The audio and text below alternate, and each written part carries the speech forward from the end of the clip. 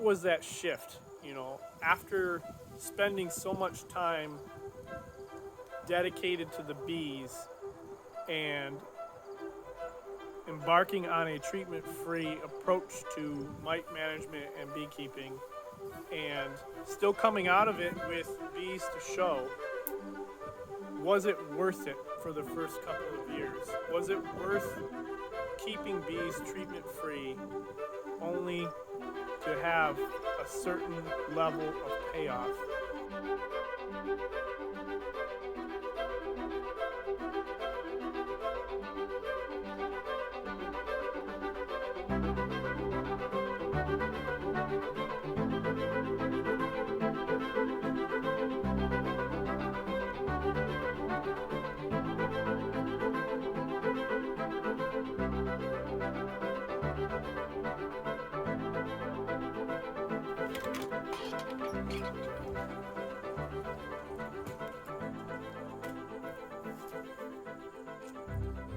I think today is Sunday.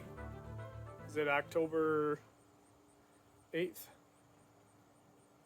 Sounds right. I don't know. I never know what day it is. I have to check on a couple of feeder jars in my colony that's in the backyard.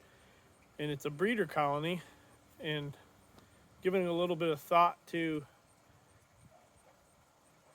the breeder colonies that are selected in an apiary where you're not treating, or you are treating, but you're only treating bee colonies that are demonstrating an inability to manage the mites, or aren't managing the mites, I guess is a better way to say it. But the idea that you're letting the survivors sort it out always seemed like a great idea at first, at least the first couple of years. And even though personally I experienced pretty good survivability, my losses were not losses that I was willing to take anymore, and I had to reconsider my options. But after my third year, I told myself that 75% is going to be my cutoff this year, and if I can't do a 75% survival, I'm going to have to change some things, because I was putting in a lot of work and a lot of time and a lot of manipulation, and losing a lot of time with family, and losing time with other responsibilities, and neglecting some things. I don't know, like the yard, which still gets neglected. Actually, you can see there's the garden. No tomatoes this year, no green peppers because of the bees. But yeah, neglecting things that I typically didn't neglect because I'm spending so much time with the bees.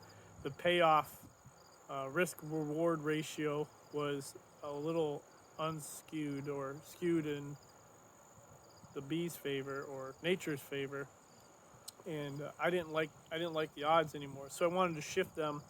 So I did make some adjustments, and I did make some changes, and all the work that had gone into selecting queens that were surviving Michigan winters in a northern climate, that were not being treated for varroa mites with acaricides or mechanical manipulations that were significant, outside of spring and fall splitting, they never received any kind of interventions. But the queens that were surviving, to me, were more valuable now that I had spent all that time and I had risked all of the other things in my life for the sake of those outcomes. And so now, if I can't get to 75%, then what exactly am I doing with the ones that make it? And am I making it, I don't know, am I making it worth my while, worth my family's while, worth my wife's while, those sort of things. And to me, it wasn't a fair trade. So what was that shift? After spending so much time dedicated to the bees and embarking on a treatment-free approach to mite management and beekeeping, and still coming out of it with bees to show, was it worth it for the first couple of years? Was it worth keeping bees treatment free only to have a certain level of payoff after it was said and done? That was the question I had to ask myself.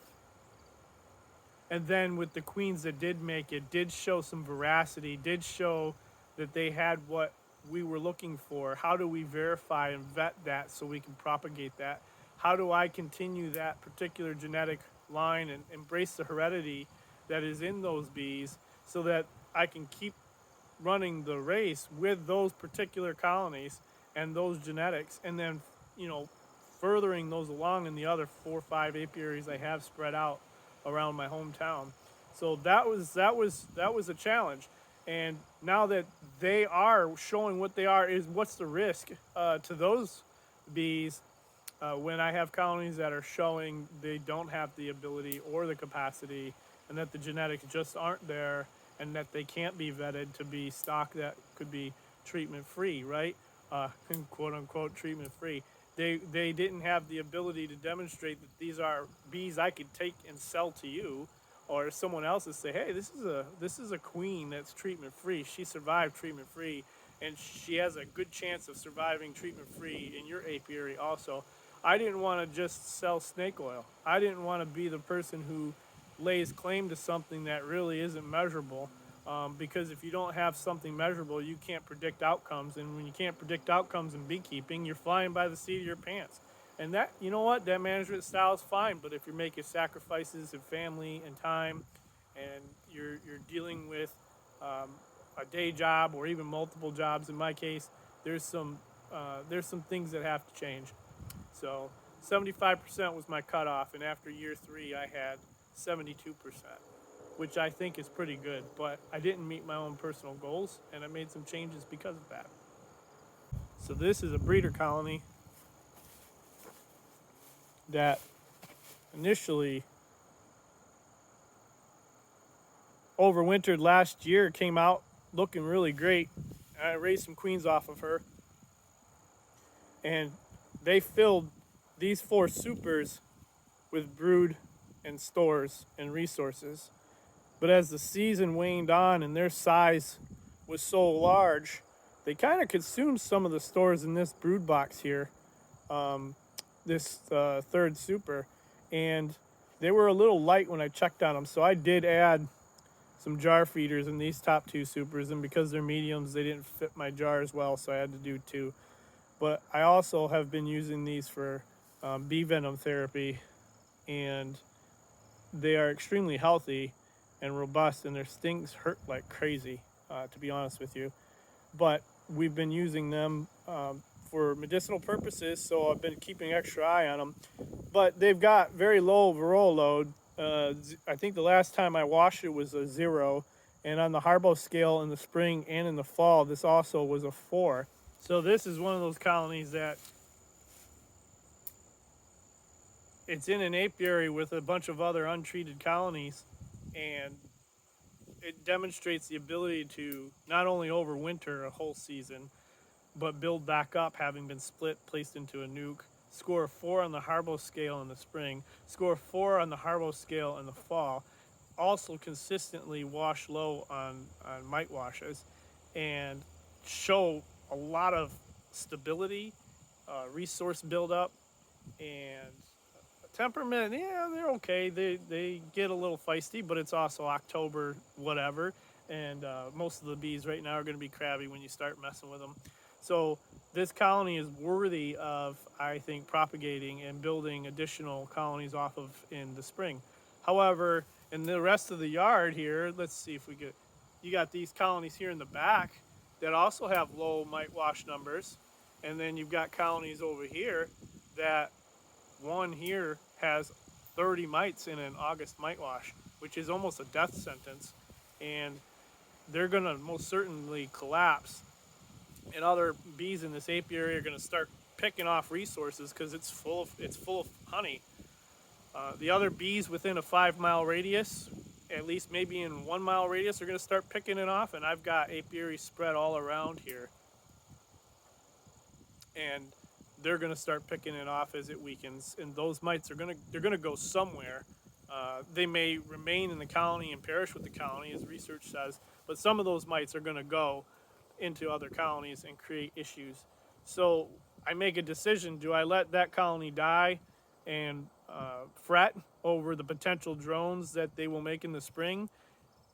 I mean, packages are brought in by the truckloads from the south in the spring in Michigan, and the first drones that most queens are mating with in local apiaries are going to be a lot of that stock that people have brought in with those packages full of adult drones, mature drones that are ready to mate.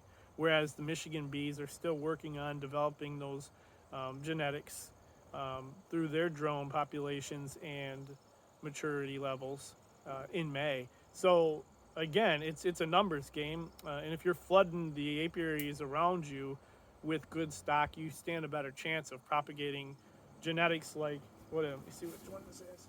Like hive number 30 here. You know, hive number 30 is going to be a VSH queen with all of the qualities you want to find in a honeybee colony, and then you're going to compromise that with what? Letting other colonies in your yard just fester away. Now, I'm still not a fan of treatments, and maybe this is confessions of a treatment-free beekeeper, but I'm also not a fan of compromising stock that I've been working on for 3 years by mite bombing myself. And again, I hate that term, but it really is one we all understand. So I'm not going to run the risk of overwhelming a colony that is handling mites, but I'm also not going to go ahead and um, just blanket treat everybody in the apiary because a couple of them are failing. At this point, with the scale that I have, it's getting a little more difficult, but I still have time to count mites. I still have time to address each colony individually, and I still have the ability to make decisions based on the findings from that. So, is it a bad breeding method to treat the losers and propagate the winners?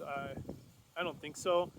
I wouldn't be mad at you for doing that, but I'm also not of the mind anymore, having not achieved my own personal outcomes after doing treatment-free beekeeping for 3 years.